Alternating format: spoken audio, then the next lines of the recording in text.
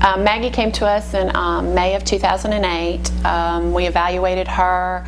She was diagnosed with autism coming in the door, presented very autistic. When she came to us, she was just shy of her 3rd birthday, and most of her testing came out that she was developmentally functioning between 18 months and 2 years. She avoided eye contact. She would close any communication attempt.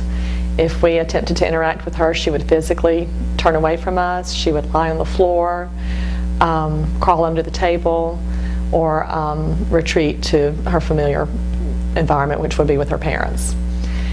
We did traditional therapy, traditional speech therapy.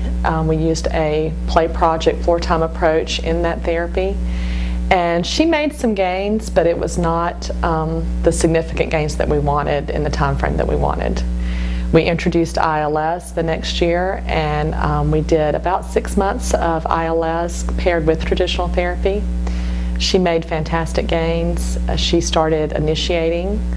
She began completing communication circles and doing multiple communication circles. I would do therapy probably 5 times a week at home, and then well, sometimes 3 times a week depending on my schedule, and she'd receive therapy at Kids Kount twice a week, and we noted significant improvement in her eye contact, in her circles, in her OT skills. Her writing got better, her fine motor skills. We figured that she would have to be in therapy for a while, and that, you know, maybe she wouldn't even be in mainstream school, but she's in kindergarten doing great without any problem. Nobody even knows that she's autistic except her teacher. She was very, very unregulated initially. She could not control her emotions. She got easily frustrated. She couldn't transition from one activity to the next without a complete and total meltdown.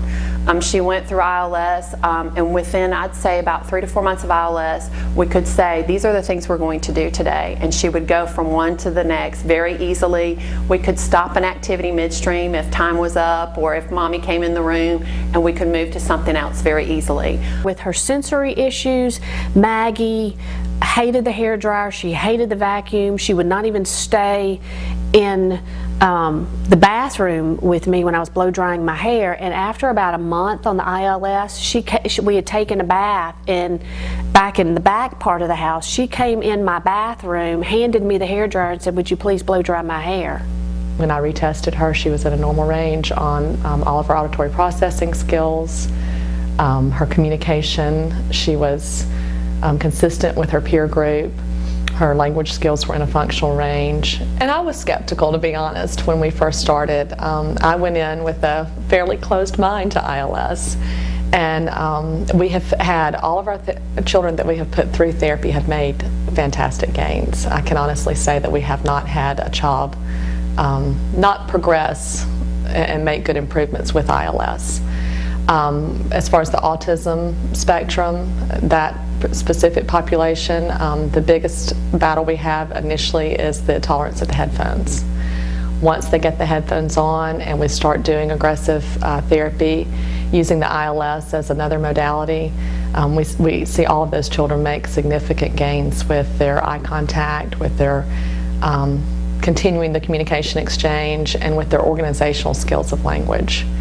A lot of our children with autism will test in normal parameters on concepts, on their concept knowledge, but they really have a hard time with that social piece and with that auditory processing piece, and ILS has proven to be the most effective tool for that.